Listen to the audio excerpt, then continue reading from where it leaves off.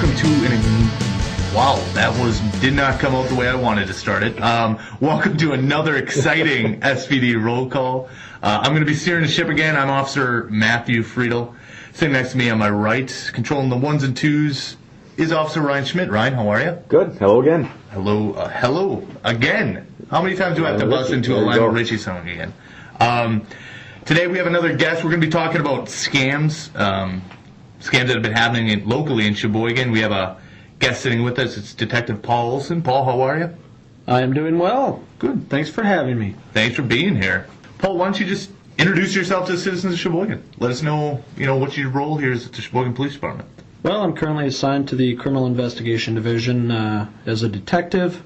I've been employed here for about 15 years. Spent in the last 4 in our Criminal Investigation Division. I currently, handle all sorts of investigations, anywhere from financial crimes to violent crimes to homicides. So, wide range of... the gambit. So you're kind of general, but not Well, specific. we're all general assignment detectives here. We don't have specifics. We handle pretty much everything that comes our way. So today we're talking about scams. What type of scams are out there right now? What are we dealing with in Sheboygan? Well, it's pretty much no different in Sheboygan than it is anywhere that you go, whether that be in the state or the country or the world for the most part. We deal with, scams as part of our assignments. Sometimes people catch the fact that they were caught in a scam, and sometimes it's a little too late by the time they figure it out. We have everything from scams where somebody contacts you saying a loved one was involved in a wreck in Mexico or needs to get bailed out of jail. Please wire money immediately. We have a lot of mailings where people think they won $17 million and they have to mail a check back to someone. Another prevalent one is with Craigslist. If people are selling something on Craigslist. Sure. If a buyer sends you a check for more than what you're asking for whatever you're selling, and then they request that you send them money back. It's a typical scam that's occurring. We have emails that are compromised where somebody says they were robbed or hurt overseas. Please wire money so I can take care of the problem. I actually just read in the paper about that. It was Mike Inslee, our representative here, had his email got hijacked or whatever, and emails are going out to people saying that he was in London and he got robbed, and he's never left the state of Wisconsin at the time frame. But they're out there. It happened to people, and you wouldn't suspect it. Paul, I just got an email from a Nigerian prince asking for some money. Is that something I should do, or I'm leaning towards no? Well, if you are related to this Nigerian prince or you know them, certainly you can do what you wish, but chances are, I guess a rule of thumb, probably not. For our audience would be if it's too good to be true, it is. Right. Don't do it. A lot of times the scammers will try to use exigency, like, look, I need this emergency surgery, or somebody robbed me of my debit card, whatever, send the money now. Or if it's a bad check that they want you to cash and send back money, they try to do it right away, so before it goes through the banks and they figure out it's no good, they get their money. Now, I haven't really heard about this Craigslist scam, how they're pulling this off. What's the purpose? So is a check bad that they're sending to you? Well, it would be if I was trying to sell, an object to you for $500. You contact me, you say you want to buy it, and then you send me payment for $2,000, and then request that I send you $1,500 back or whatever. It just doesn't make sense. Right. You just got to be real leery with that. Another type of scam would be, people in person knocking on your door, or even certain vulnerable people have dealt with cases, whether it be, they have a handicap or some sort of mental disability where there are people out there preying on select people like that to take advantage of them. Anybody in the city that's soliciting door to door needs to get a permit from the city, and they'll have a tag identifying themselves. So anybody that doesn't have that or can't provide that I would not do business with. And I guess one more example, and there's countless examples for those that are interested in researching it. They could always go to a website called scambusters.org. Lists a lot of prevalent scams. But online relationships if you've never met somebody and now they're starting to ask you for money or whatever the case might be, I've seen people that have sent out over $30,000 to people just to come to find out that it's somebody of the same sex on the other side of the world. Now they're out of this money and they're never going to get it back. So, well, how common are these scams in Sheboygan right now? Like, I mean, are we seeing this regularly, or is this? Yes, I would say it's regular. The administration here, when we get these complaints, it's assigned to different detectives on a daily basis. It could be maybe weekly. It's quite prevalent. Wow. I don't think we track them. I'm just speaking from my own experience. Well, a lot of times if we get something like this comes in, it doesn't even get to us and the guys out in the car on patrol. It usually gets right to you guys that it's just going to get shipped right over, that the crime has occurred already. Correct. And then the investigative work is the aspect that gets sent to you guys.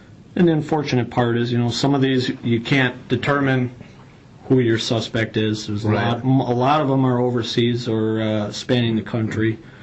Can we do anything for overseas? Like, is there even do we even have any legal standings to do anything? No. So your best bet is to take preventative measures. Be smart. Right.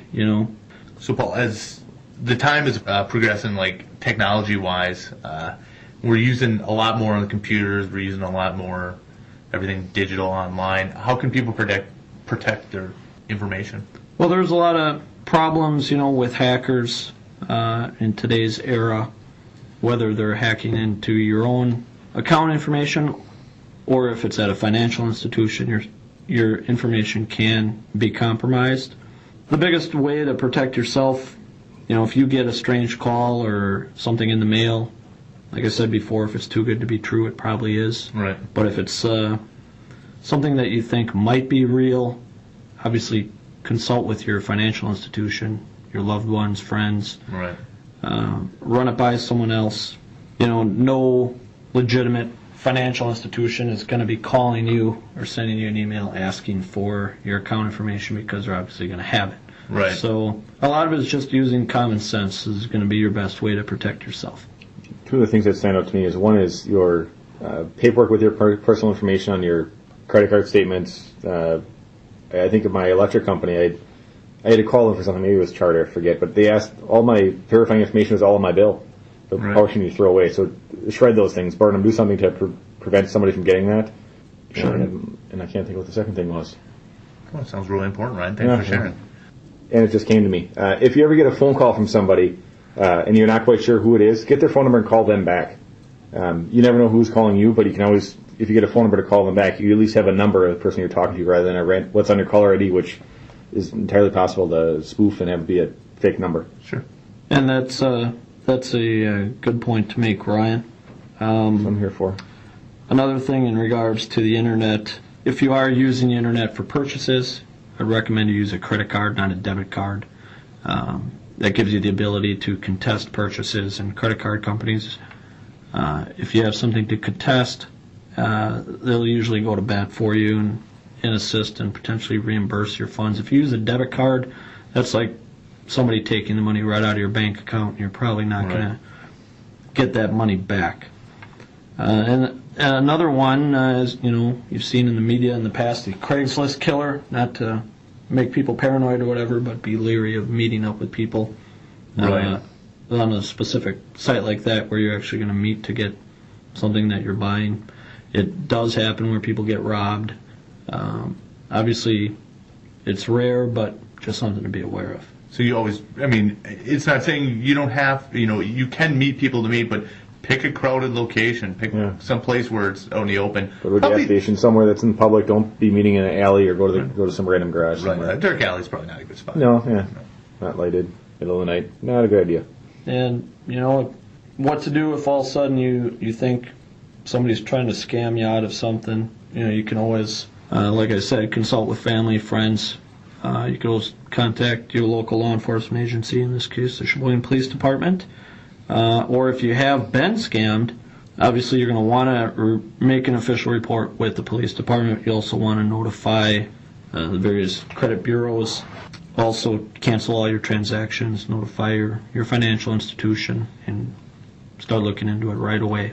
Which sounds like a big hassle, but it's going to save you time in the long run. And I think that it's good to hammer the point home. Just, like you said earlier, if it's too good to be true, it probably is. So save yourself all this hassle of canceling and calling all your banks, and just take the time to really think about what this transaction is going to bring about. Another thing to quick think about is if you lose your card or something along those lines, write the information down somewhere else, not necessarily the card number, just a phone number to call. A lot of times you get someone that, it's a little different than getting scammed over the phone, but just that if you lose something, having to go back to your house and 2 hours later get your card canceled, try and get that canceled right away and get the information out with you wherever you are, some way to get in touch with all your banks, everything that's in there. If you have to cancel it that you can do it pretty quickly. All right, Paul, thanks for, informing the public on, scams that are happening in Sheboygan. Appreciate your time. All right, you're welcome. And once again, the website he talked about is called scambusters.org. Go and check it out if you think you're about to get scammed, or if you think you have some information about a scam, or you just want a little more information about it. Just go ahead and check out that website. You're going to get a lot more information. Again, please send us some responses if you're enjoying the podcast. On the bottom of the website, Sheboygan Police Department, click on the roll call link on the bottom. There'll be a form. Fill it on out. Give us some suggestions of ideas. We've got a long laundry list of ideas we're going to be putting out there, but we're more than happy to add any more items you guys wish to talk about. We appreciate feedback. Absolutely. So once again, thanks guys for listening, and we'll see you in the next episode. Bye.